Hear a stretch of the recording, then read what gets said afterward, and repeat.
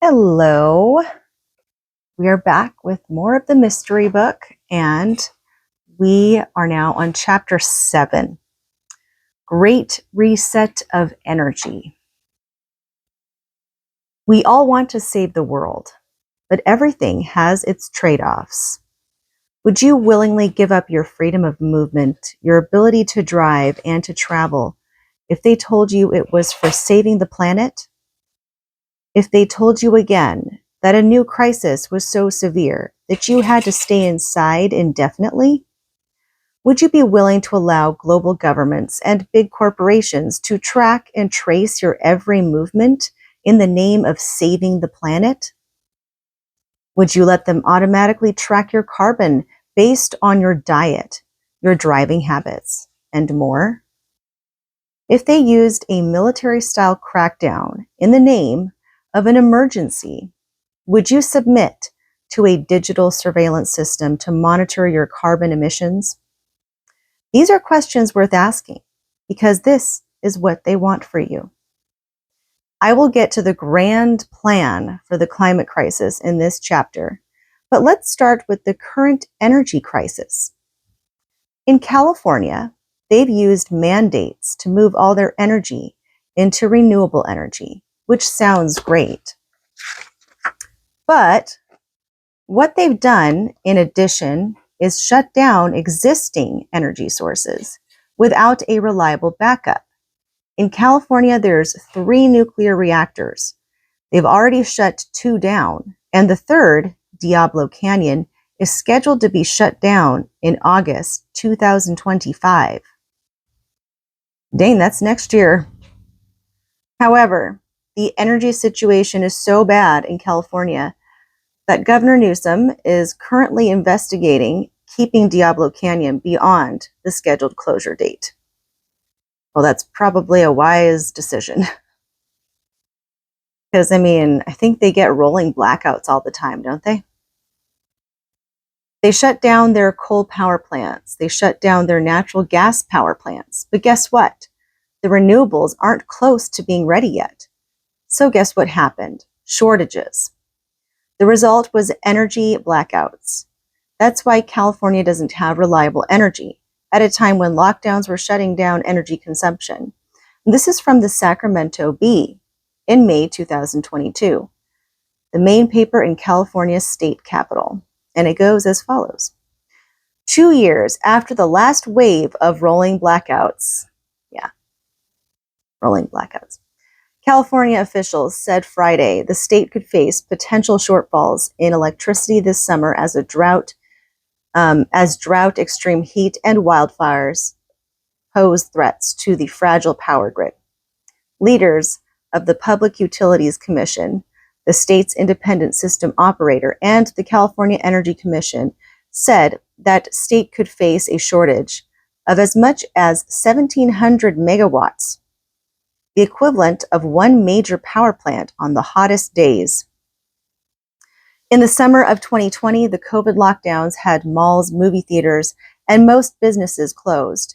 Energy consumption was down, yet California still couldn't keep the lights on. Why? Even the liberal Los Angeles Times was twisting itself into pretzels of loony logic, trying to explain the problems of 2020. Careful planning to ensure adequate power supplies will become even more important as California phases out fossil fuels and moves towards 60% renewable energy by 2030 and 100% climate-friendly energy by 2045, as required by state law. Officials have consistently said that the intermittent power sources such as solar panels and wind turbines didn't cause the rolling blackouts, but gas-burning power plants that can fire up when the sun isn't shining or the wind isn't blowing have been shutting down in recent years, and California has largely failed to replace them with cleaner alternatives such as lithium-ion batteries. Let's try to follow their logic. Solar panels and wind turbines didn't cause the rolling blackouts of the summer of 2020 in California. However, if there had been more gas-burning power plants, there wouldn't have been any blackouts. I guess each one of these statements is true, but they're not linked together in any rational fashion. Why didn't the Los Angeles Times say something like this? The shutting down of gas-burning power plants was done before we had enough capacity with solar panels or wind turbines to cover the state's energy needs. That sounds like it would qualify as objective journalism, don't you think? They couldn't do that, though, because that would make the Democrats look bad. Well, I mean, yeah, California has been Democrat run for as long as I can remember, actually. I don't recall them ever being like Republican ever. I really don't recall. I don't know. And we are starting to see the exact same thing happening in the rest of the world. Now, if you haven't seen the headlines of energy outages from Asia to South America to all across Europe, then I don't know what you've been paying attention to. This mad rush to reset energy policies by engaging in some of the same reckless actions followed by the politicians in California is a cancer infecting the rest of the world. When the former Prime Minister of Britain, Boris Johnson, came to the United States in September 2021 to address the United Nations, this is how the Washington Post described his speech. He compared humanity to a troublemaking teen. I'm going to try and do my English accent. We've come to that fateful age when we roughly know how to drive. We know how to unlock the drinks cabinet and to engage in all sorts of activity that is not only potentially embarrassing, but also terminal. He scolded everyone for their treatment of the earth. This precious blue sphere, with its eggshell crust and wisp of atmosphere, is not some indestructible toy, some bouncy plastic romper room against which we can hurl ourselves to our heart's content. And he declared, "It is time for humanity to grow up." What an asshole. Very poetic, I'll admit, but pretty words don't make for a good plan. That seems to be the problem nowadays. Lots of poetry, but no rational plans. The Washington Post continued with coverage of Johnson's speech before the United Nations. And it goes as follows. I'm going to do my English accent again. If radical action isn't taken, he said in his address, broadcast in Britain in the early hours on Thursday morning, we will see desertification, drought, crop failure, and mass movement of humanity on a scale not seen before, not because of some unforeseen natural event or disaster, but because of us, because of what we are doing now. And our grandchildren will know we are the culprits, he said. He singled out the United States and Denmark for their pledged contributions to a $100 billion a year climate fund aimed at helping poorer countries cut carbon emissions and mitigate the effects of climate change. He also praised China for its pledge to end international financing of coal-fired energy plants. And he applauded Pakistan for promising to plant 10 billion trees. Let's go through Johnson's pitch. You have the warnings of terrible danger to put people into a state of fear. He demands radical action, not thoughtful action, not something well conceived and well executed. And is it me, or does it seem like most of these world leaders are doing everything they can to make sure they say something nice about the communist government of China, which does not allow free speech or freedom of religion? And whenever I see $100 billion a year is going to poorer countries, I always ask myself, how much of that money is ending up in the pockets of the leaders of those countries? Is that something unreasonable to ask? No, I think it's a very reasonable thing to ask, because a lot of times there's organizations that pose as like charities or, nonprofit organizations, and they really are profit organizations because there's so many loopholes they go through, and the causes that you think you're donating to and actually helping, like only a very tiny percentage actually goes to the country or to the cause in most cases. That's why they say you need to follow the money. Anyways, this is the plan for the Great Reset of energy.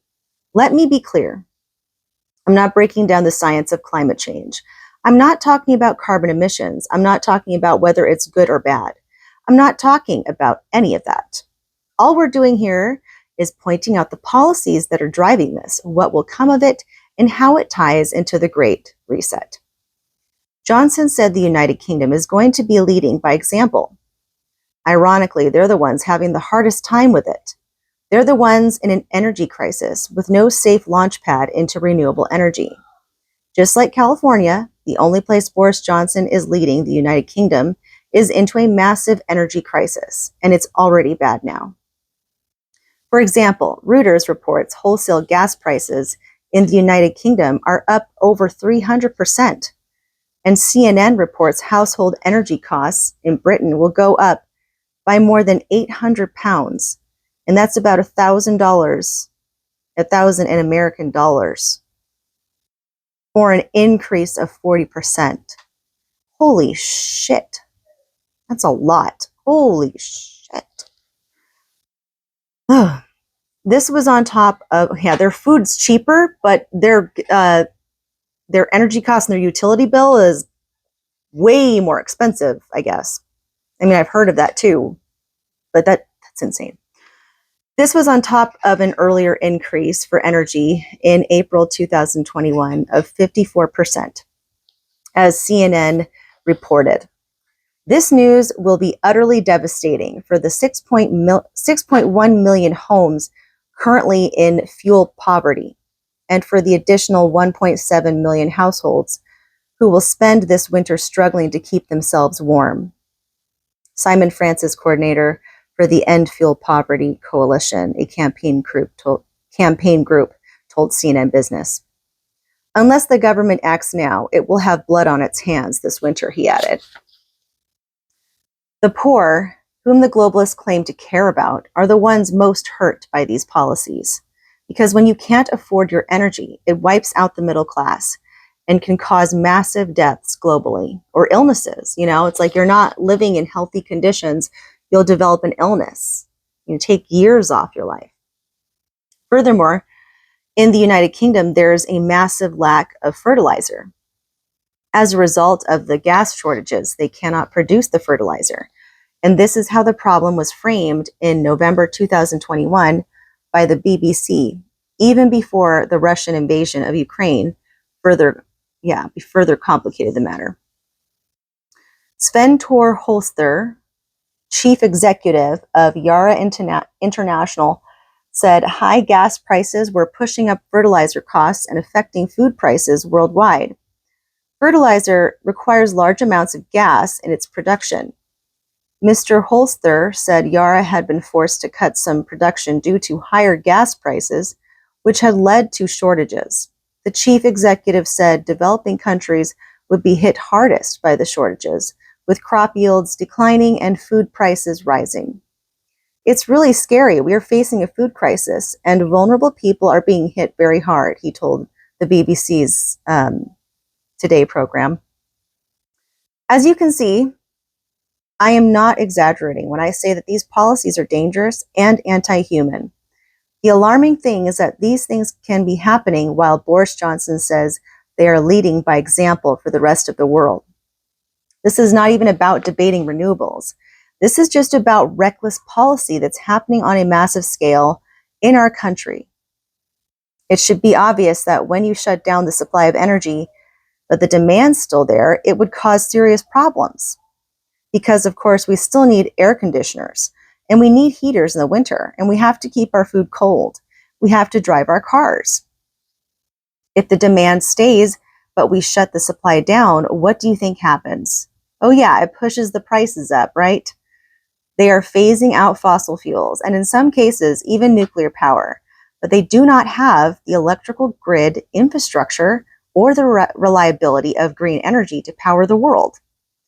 What could be more reckless than to phase out energy that billions of people depend on for survival without an alternative that can 100% take its place immediately? At this point, this should not surprise you. This is not idiocy, it's malfeasance. The plan is simple: destroy the fossil fuel industry, send prices soaring, manufacture an energy crisis, blame fossil fuels, shut down reliable global energy without a viable, immediate alternative. This is what the Great Reset is all about. If you want a global corporate government that rules over humanity, you have to destroy everything first. This is a classic problem-reaction solution. First, you manufacture a problem by destroying American energy. You send gas prices soaring.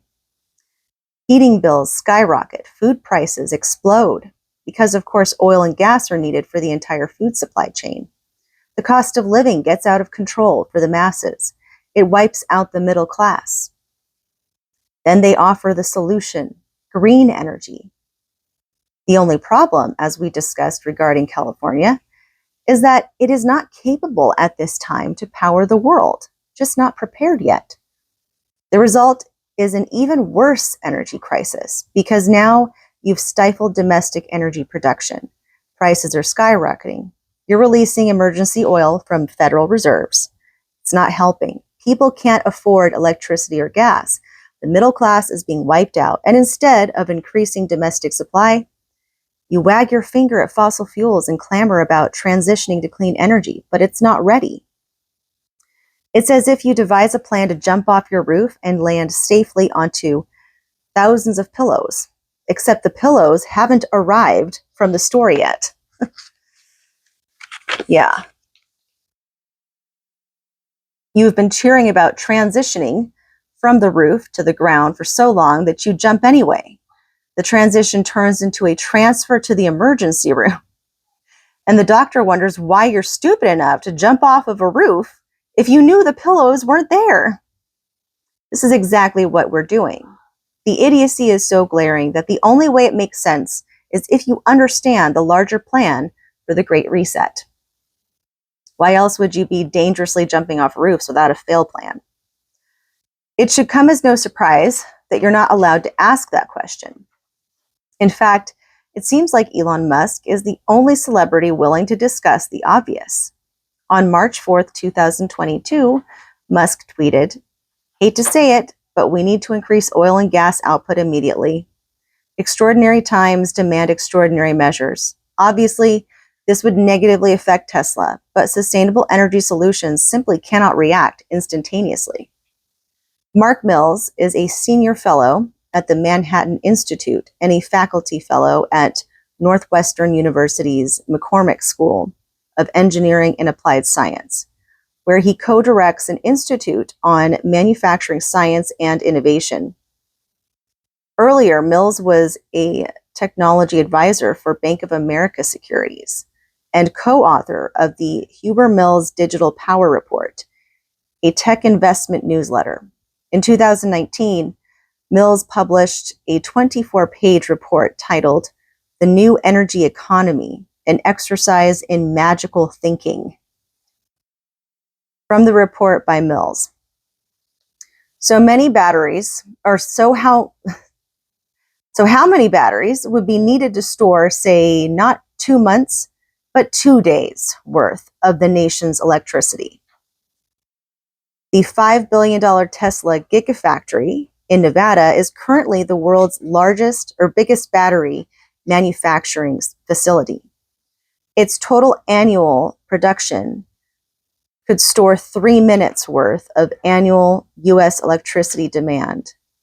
Thus, in order to fabricate a quantity of batteries to store 2 days worth of U.S. electricity, demand would require 1,000 years of gigafactory production. 1,000 years for just 2 days worth.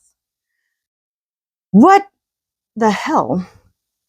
Then there are the hydrocarbons and electricity needed to undertake all the mining activities and to fabricate the batteries themselves. In rough terms, it requires the energy equivalent of 100 barrels of oil to fabricate a quantity of batteries that can store a single barrel of oil equivalent energy. It requires the energy equivalent of 100 barrels of oil to fabricate a quantity of batteries that can store a single barrel of oil equivalent energy. This is alarming for many reasons. First, it shows how far away we actually are from reliably powering the world on green energy. Second, it hits on a key point that nobody discusses. It is dangerously expensive to transition our energy sources in the full force manner that global elites are trying to attempt. As Mills points out in the executive summary of his report, it just costs more, a lot more, 6 times more. Scientists have yet to discover, and entrepreneurs have yet to invent, anything as remarkable as hydrocarbons in terms of the combination of the low-cost, high-energy density, stability, safety, and portability. In practical terms, this means that spending $1 million on utility-scale wind turbines or solar panels will each, over 30 years of operation, produce about 50 million kilowatt hours, while an equivalent $1 million spent on a shale rig produces enough natural gas over 30 years to generate over 300 million kilowatt hours. Holy shit. How are they going to actually implement all this?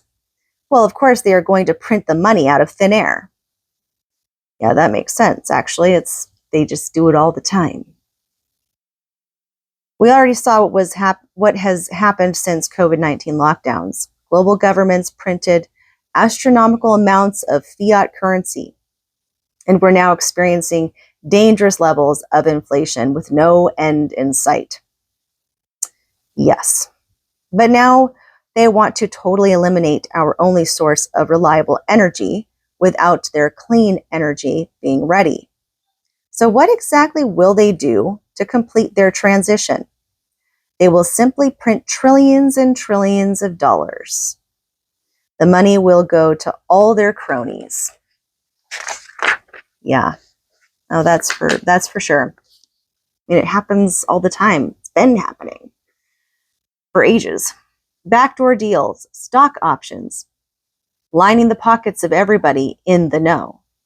Trillions of new currency units will be chasing even fewer products and services, since we already have supply chain disasters. Historic inflation levels will go much higher.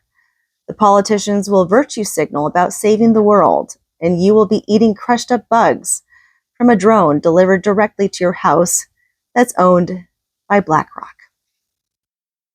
Oh, and you'll be having rolling blackouts because the power grid cannot sustain us this way. Anything to save the world, right? Well, it's because in the name of saving the world. But that's not really what it is. These rallying cries for climate emergency and energy crisis are the perfect way to continue consolidating power. Indeed. Indeed it is. Let me see how much further. It's already 24 minutes in. I could read just a little bit more. All right. While it may seem like a sci-fi fantasy, soon the United States federal government could force automakers to install kill switches authorities can access and use to shut down any newer vehicle. On January 5th, 2022, Steve Sims of Yahoo News wrote an article titled, "New Law Will Install Kill Switches in All New Cars." Yes, that is real. And it's directly from the Biden administration's infrastructure bill. Here's what Sims wrote. According to an article written by former U.S. Representative Bob Barr, hidden away in the recently passed infrastructure bill, the very one I warned before would negatively impact drivers across the country if it were to pass, is a measure to install vehicle kill switches into every new car, truck, and SUV sold in this country.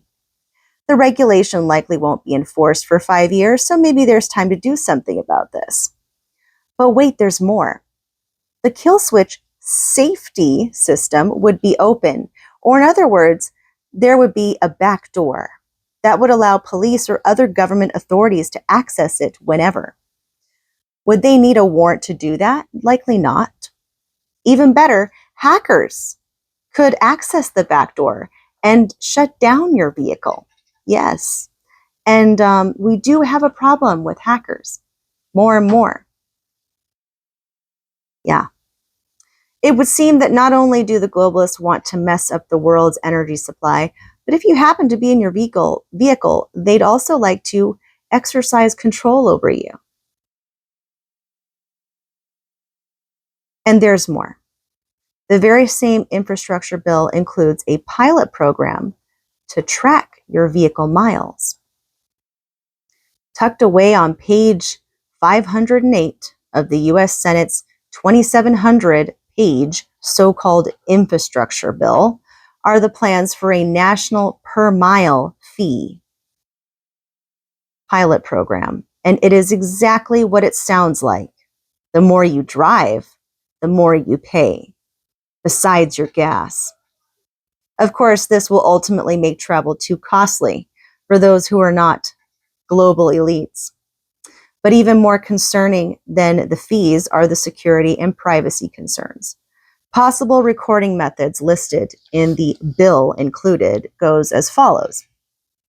It includes third-party onboard diagnostic devices, smartphone applications, telemetric data collected by automakers, motor vehicle data obtained by car insurance companies, data from the states that received a grant under Section 6020 of the FAST Act, motor vehicle data obtained from fueling stations, any other method that the Secretary considers appropriate. That last one, any other method that the Secretary considers appropriate, which means anything and everything. Ultimately, I believe that the microchips and digital software in your car will sync to your personal identity just like your iPhone syncs to your iCloud. Your car will become a surveillance device to monitor, track, race, and penalize you. And in a digital world, it will be automatically synced with your digital currency, financial accounts, and your social credit score. Perhaps this is another reason why they want us all to use electric cars.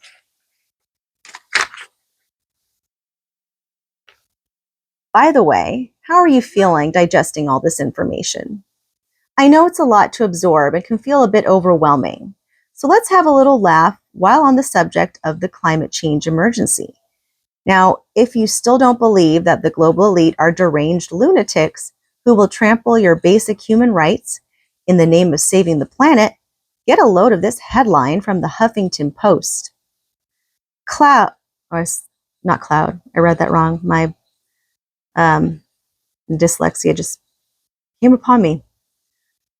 I don't know how I read that, cloud. Could a small nuclear war reverse global warming? Wow. Hold on. Okay. So, Huffington Post said, could a small nuclear war reverse global warming? Nuclear war is a bad thing, right? Scientists from NASA and a number of other institutions have recently been modeling the effects of a war involving 100 Hiroshima-level bombs, or 0.03% of the world's current nuclear arsenal, according to National Geographic. The result, according to NASA climate models, could actually be global cooling. Ah, yes, just nuke the world. Kill millions of people. And we will have far fewer carbon footprints. That makes a lot of sense. There you go. That's how you solve the problem. What a genius idea by such an acclaimed media outlet. I don't know if I would say that, but why didn't we think of this idea earlier? Why isn't every politician just campaigning for global nuclear war as the best way to save the planet and reverse climate change? In the 1980s, during the height of the campaign against nuclear weapons, there was a popular bumper sticker that read, "A nuclear bomb could ruin your whole day." I believe that. Apparently, that may not be the case for globalists, though. Whether it's a climate crisis or a financial crisis, these are opportunities for a consolidation of power. As I've explained, the overall goal is simple: collapse the first world through massive inflation, energy crisis, and food shortages. As the first world collapses, so does the third world. Then they will send hundreds of millions of climate refugees into the collapsing first world. This will totally collapse global civilization. It will be blamed on an unfair economic system, one they prospered from, and climate change. This is when they can fully institute the Great Reset and begin to completely build back better. For over 2 decades, I've been speaking to this exact plan. They will destroy reliable energy, blame it on a variety of events, from Putin to inflation to greedy energy producers. The cost of living will get out of control, and they will use this as a cover for an energy transition in which they will print tens of trillions of dollars to build a greener economy. Inflation will get even worse, and we do not have the mining and exploration capabilities to cheaply convert the world to their green system, our green energy system. So commodity prices will continue to skyrocket, food shortages, out of control energy prices, a collapse of the third world. This will be the cover for climate refugees because, of course, they will never take any blame. They will simply point the finger at climate change, displacing hundreds of millions of people, moving them into further extreme poverty and shutting off the global resources. Biden's climate czar, John Kerry, who flies around on private jets while lecturing us on using less energy. That John Kerry is such a scumbag. I do not like that guy. He married, like, his wife, he married into the Heinz, Heinz ketchup. That's his wife. Yeah. She's like the Duchess of Heinz or something. It's fucking insane. Has painted the picture before. He said, "Wait until you see 100 million people for whom the entire food production capacity has collapsed. And with energy prices rising at uncontrollable levels and food prices skyrocketing, this is only the beginning." But the global elites do not seem interested in getting any energy prices under control. In fact, it seems to be the opposite. But don't take my word for it. For example, the president of the European Union Commission, Ursula von der Leyen, summed it up quite nicely in her speech at the World Economic Forum's Davos event. On January 20th, 2022, she tweeted a clip of a recent speech for the billionaire crowd at Davos. In incredible irony, the background of her speech carried corporate logos for Davos Agenda and World Economic Forum. She tweeted out part of her speech and said, "Today's gas crisis must serve to accelerate the transition to clean energy. For this, we also need trust. People need to trust that the transition will be fair. Businesses, that it will improve their competitiveness. And investors, that we will stay the course. Hashtag Davos Agenda." But don't worry, she says we need to trust that the transition will be fair. Surely, if you're ever going to trust someone to reset the global energy systems of the world, it's going to be the billionaire crowd, right? The Great Reset on energy is just another way for the Davos crowd to steal your power. I think I might just end it there. Maybe. Maybe I'll just keep going. In an address in November 2021 to world leaders at the COP26 Climate Summit in Glasgow, Scotland, Prince Charles set the tone for other world leaders regarding the climate. As you read it, see if you can play a little game and catch all the globalist buzzwords. Here is what CNBC reported about his comments. Prince Charles addressing delegates at the summit says, the COVID-19 pandemic has demonstrated just how devastating a global cross-border threat can be. Climate change and biodiversity loss are no different. In fact, they pose an even greater existential threat to the extent we have to put ourselves on what might be called a warlike footing, he says. He calls for a radical transformation of our fossil fuel-based economy to one that is genuinely renewable and sustainable. He sure sounds a lot like the rest of the gang. There's a lot of buzzwords in there. Existential threat, warlike footing, radical transformation. They need you to believe there is an existential threat, and we need to do something. It is a crisis. They must seize this crisis and make it go to good use for them. They will do this with warlike footing. But remember, folks, when the health organizations declare it an emergency of public health and attempt to use the fear of death to take away your freedoms again, it's for saving the world. If you haven't noticed yet, the global elite's plan is always to declare something an emergency, an existential threat, something that could kill you instantly, now. It could happen right now, any second. Boom. This fear they inject into the population is how they attempt to morally justify using warlike footing to take away your freedoms and continue on the path of the Great Reset. And what did President Joe Biden say at this meeting? Here's what CNBC reported. U.S. President Joe Biden warned in his COP26 speech on Monday that, I don't know if I can sound like him. I'm going to try. I can't do it because he's too, like, it's like he whispers, like, in an age where this pandemic has made, where he whispers, like there's been those creepy, like when he gives like a speech, or when he used to give speeches anyway, and used to talk, and actually he's basically a vegetable now. I mean, you don't even see him. And when you do see him, he can barely talk, and he's like his brain shuts down.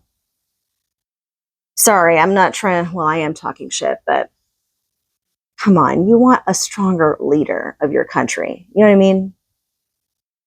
Anyways, I'm ranting. In an age where, and this is what Biden said, in an age where this pandemic has made so painfully clear that no nation can wall itself off from borderless threats, we know that none of us can escape the worst that's yet to come if we fail to seize this moment. Biden added that within the growing catastrophe, I believe there's an incredible opportunity, not just for the United States, but for all of us. That's interesting. Listen closely to how he words this. Within the growing catastrophe. So within this catastrophe that's obviously happening, no matter what, they believe it's an incredible opportunity, though. But for who? Would you feel a catastrophe for you is a great opportunity? No, you're not going to feel that way, are you? You're going to be like, what the fuck? I mean, we could have prevented this. We could have done this a different way. You want to try and pick the options that prevent from catastrophe happening, right? Or do it in a way to where you slowly build up to the goal and not just cause utter chaos. So, there's rational plans and irrational plans, realistic plans and unrealistic plans. So if this is an unrealistic, irrational way of doing things, then why is it a great opportunity? It's quite interesting.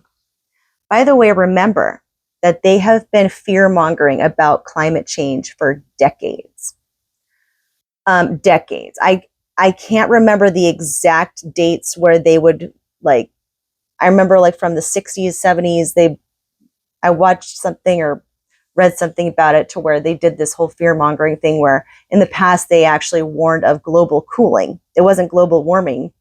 Before it was global cooling. And then they talk about the sea level rising to where it's like, California was going to be underwater in Florida, but yet a lot of, very wealthy, extremely wealthy people, like one of, all the top wealthiest people have like houses and buy plots of land in those very areas that they are talking about. You don't see them moving away and making room. If you were really fearful of that, you would make sure to move all people living there, and you would never buy plots of land there. You would basically evacuate it when it's starting to happen to prevent. But no, that's not happening. Instead, no one lives there, but they do. So, and they make it look all nice and spruced up as well. You got to think about that. Like, it's good to ask questions and wonder why. Like, it doesn't make sense. So why are we falling for this? But you know what? Some people, even though they do recognize that it doesn't make sense, they still won't admit that they see it and recognize it. Either from fear, because they're trying to not realize it. They don't want to, because then that would stoke fear of, my God, does this mean that they've been lying to me the whole time and my whole world will fall apart? Either that, or they just don't have the energy or desire to want to look into it and find out for themselves, because it's not important to them. It doesn't interest them. Or because they're more worried about bringing in negative vibes. If I look into that, I'm going to have all this bad vibes all over and stuff. It's like, all right, go ahead and keep living in your delusional world. There is such thing as toxic optimism that works against you. But hell, who am I to lecture you? Anyway, getting back to it.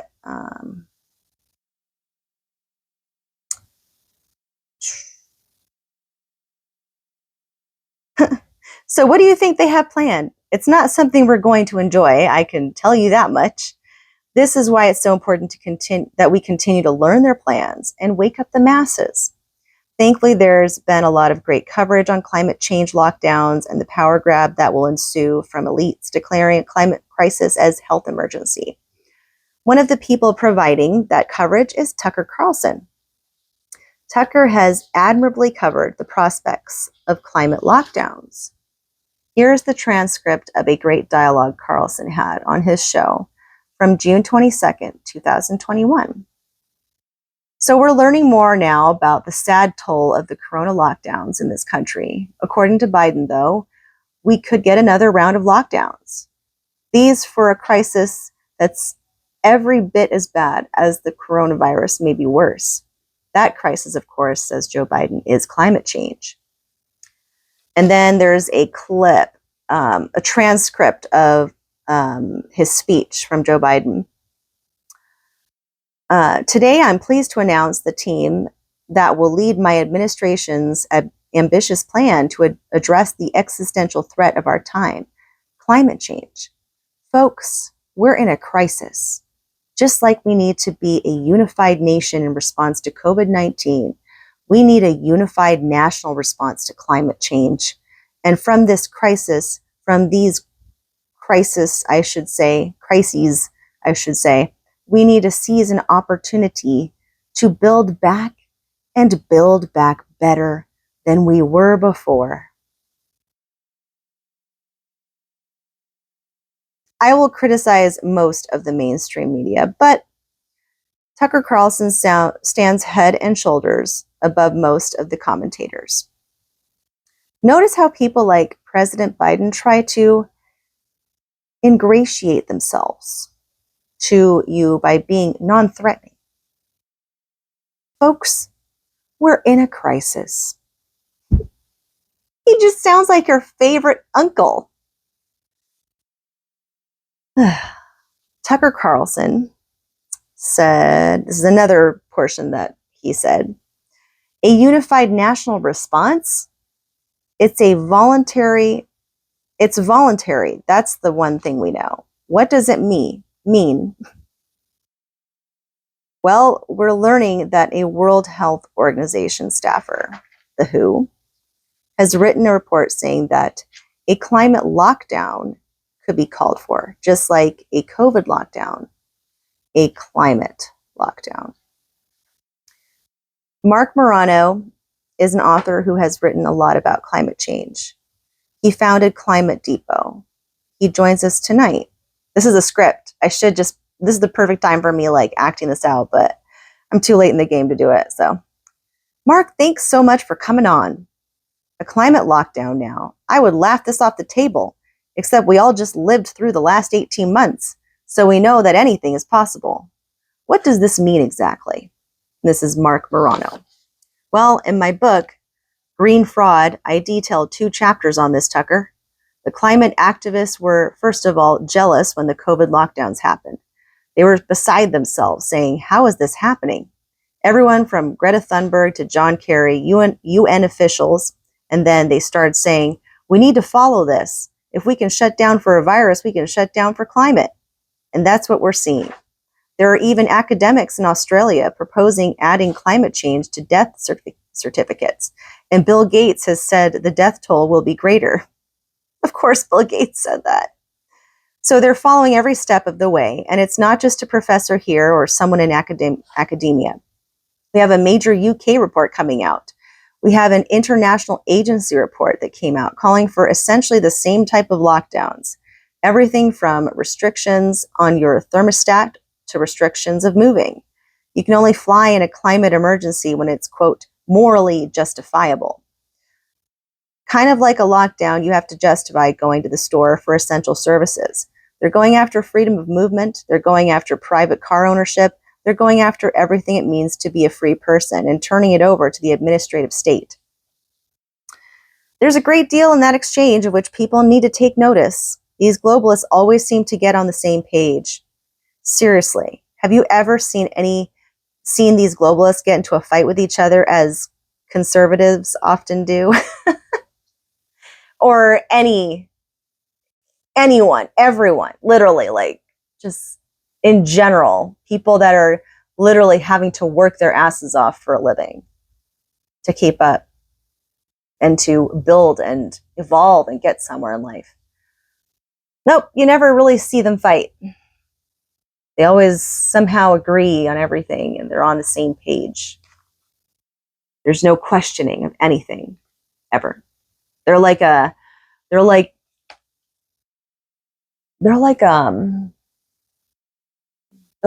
infestation. You know what I mean? Like when you get a virus in your body, and I'm probably not using the right example, but no, it's like cancer.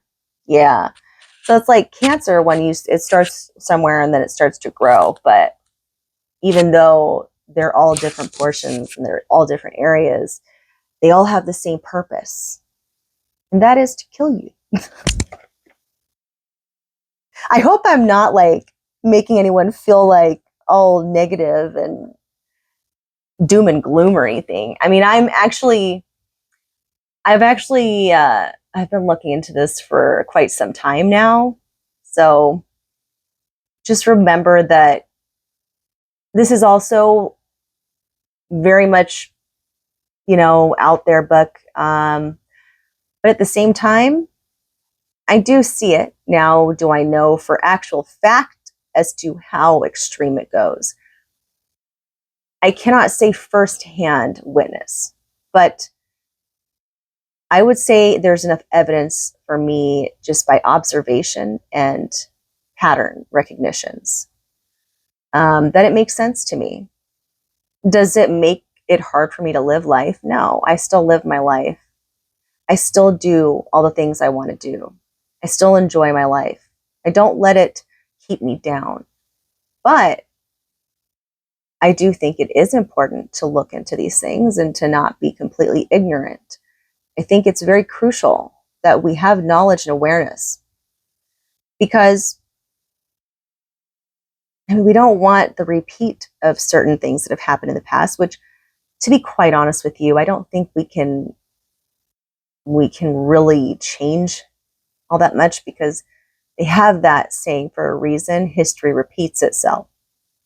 So, but I would rather be aware and prepared for it versus not. So, regardless, I'd rather be aware and ready than to just be completely obliterated because I have no idea what's going on. That's just me, though. Okay, so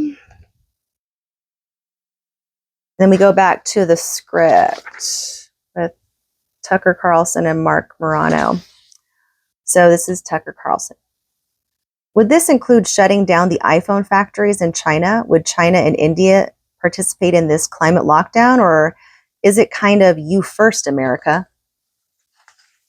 This is Mark Morano. Well, as we know, the COVID lockdowns had never been proposed. We felt like lemmings following the Chinese Communist Party in terms of them recommending lockdowns. The World Health Organization went after it. The World Health Organization employees are now recommending these climate lockdowns. The one country that won't be affected is China, as you say.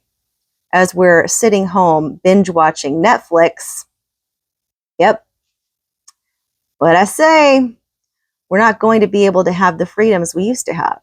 In the UK, they proposed CO2 ration cards that the government or employees would monitor your CO2 levels, your energy use, your travel, the type of car you drive. If you exceed a level, you pay penalties. If you're under, you get credits. This is the world. A CO2 budget for every man, woman, and child on the planet has been proposed by a German climate advisor. Yeah, fuck no. Okay? This is what we're looking at. I talked to a German who talked about East Germany. They used to have these kinds of restrictions in East Germany before you could leave the country. But we're talking about proposing these now on Americans within the country.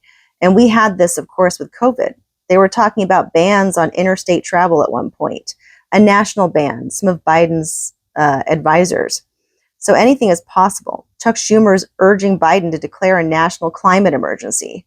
Just like a blue state governor, he could have emergency powers. Yeah, just like Newsom. It would be difficult to find a more succinct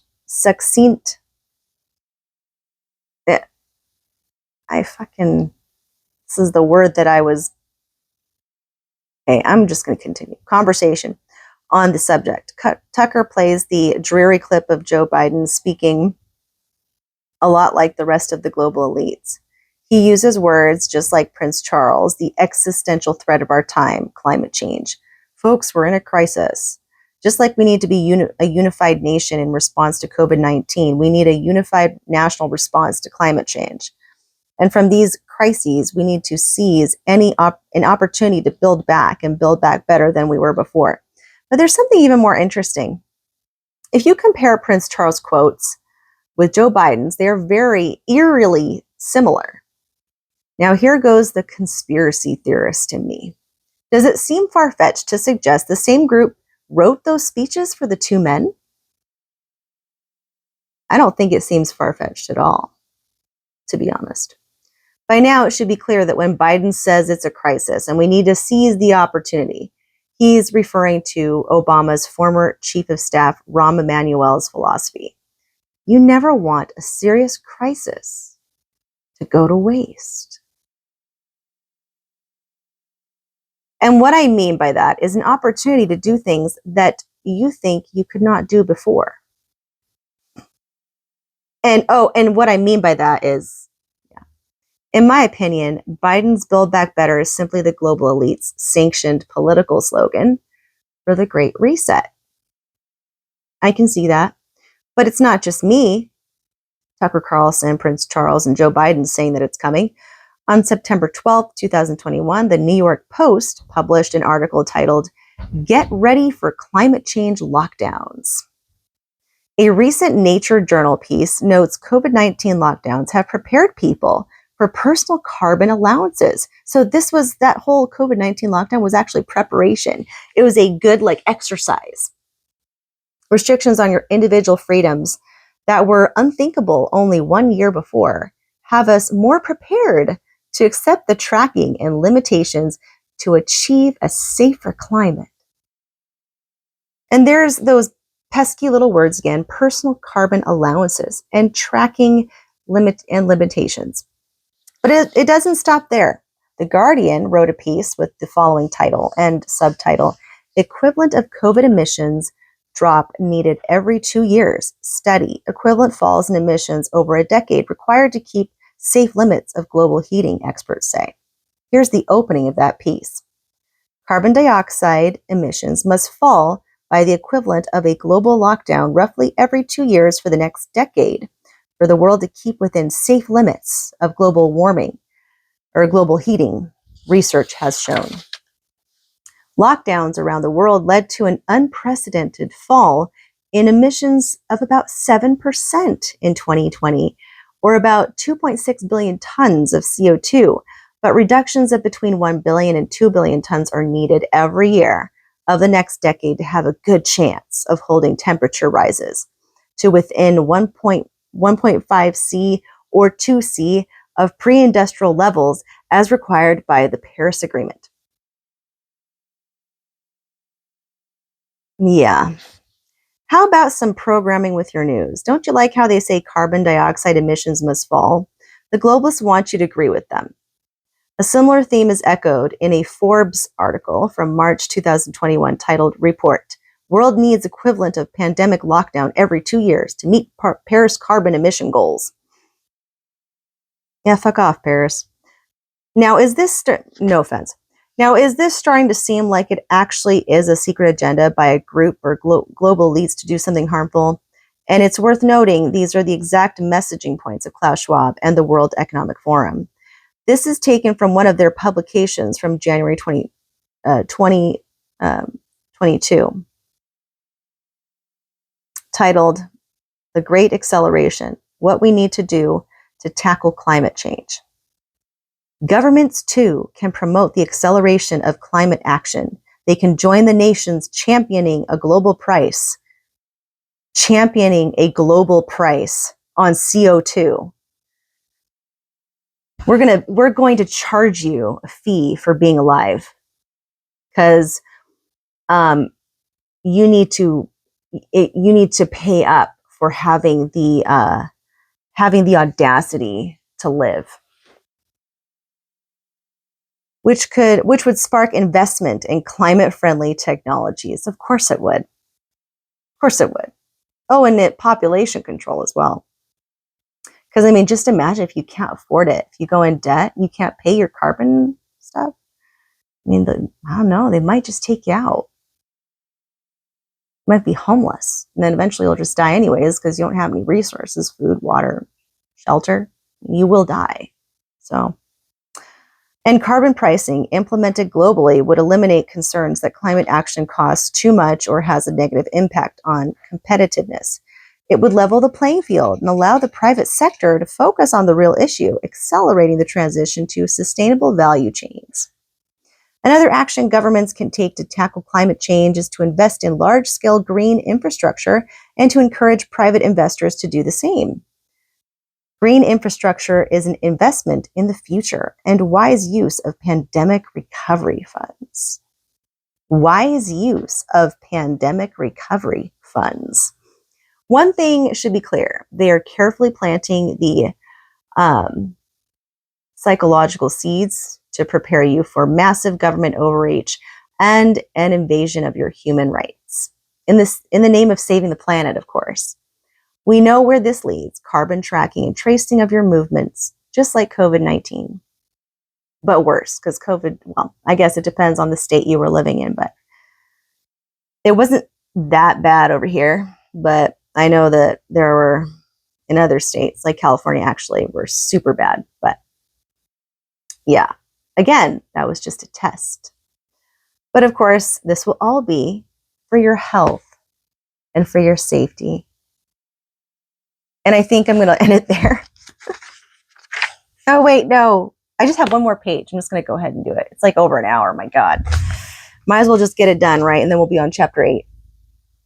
How does the big plan all get put together? Why, by tying together your vaccine passport with your carbon footprint. What an excellent way to manage the population. This is from Vox in March 2021, helpfully explaining the dual use of this technology.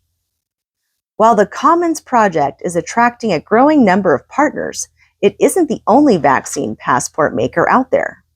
Beyond its work on New York's Excelsior Pass, which was tested at Madison Square Garden and the Barclays Center, IBM is working with Germany to produce digital versions of its paper vaccine certificates.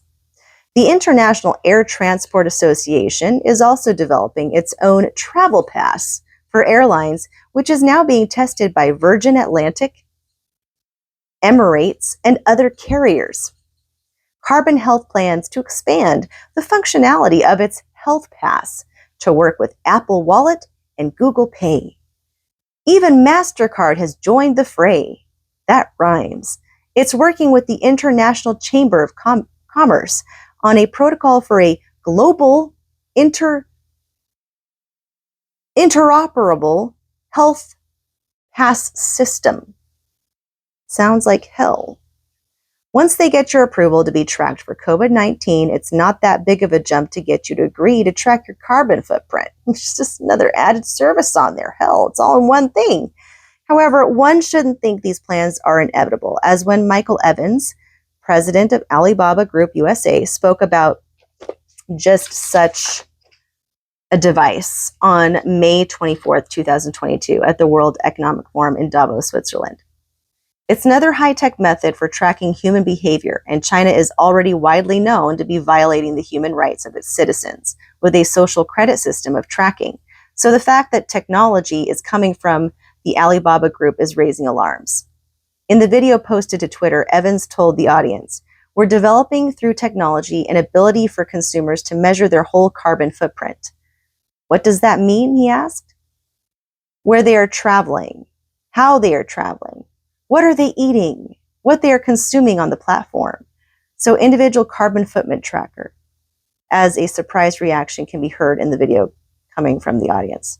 Oh, okay, just speaking about the whole thing that took place. Cool.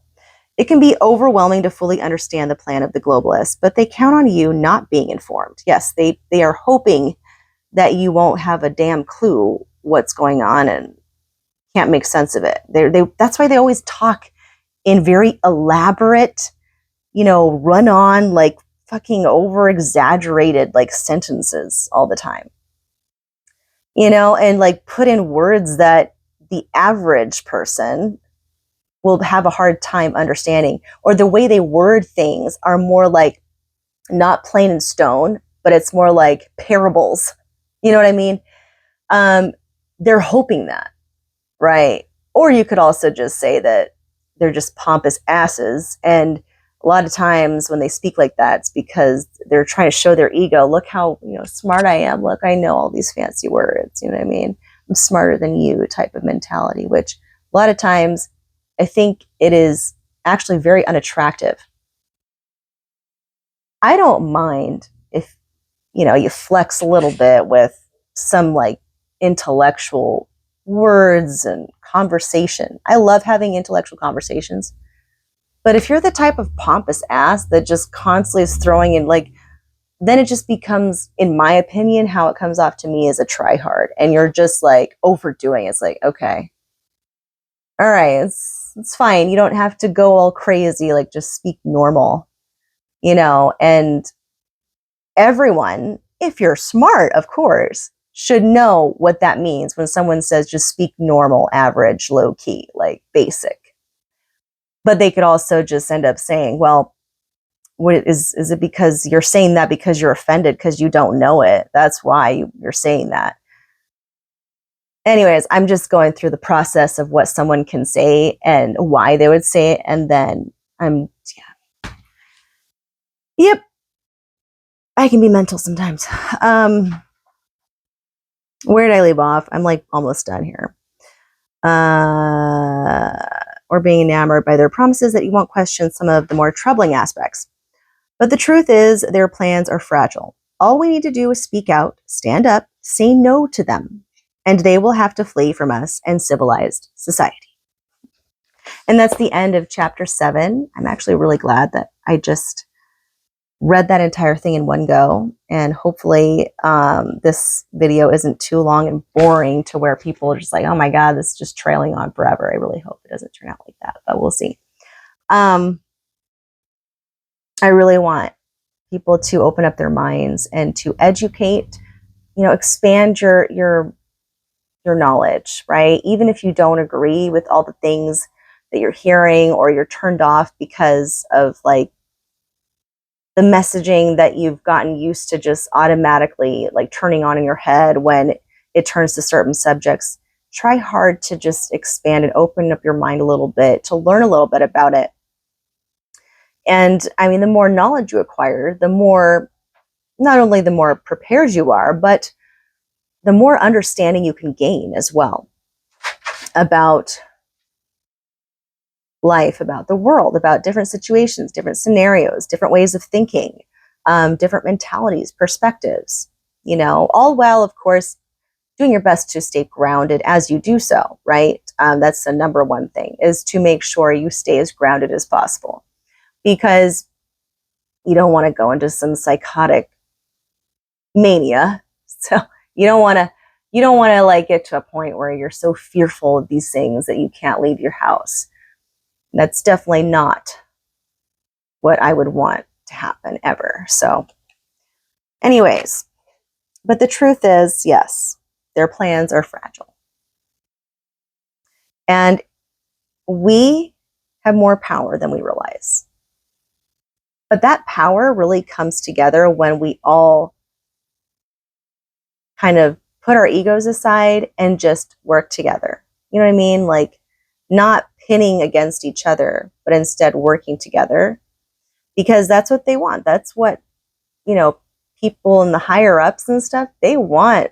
They would much rather, of course, they would much rather us fight each other instead of going after them, because then they will never be held accountable. You know what I mean? So anyways, we will start on chapter 8 next time. And the title of chapter 8 is Great Reset of Food. That's going to be a good one. I can't wait to read that one.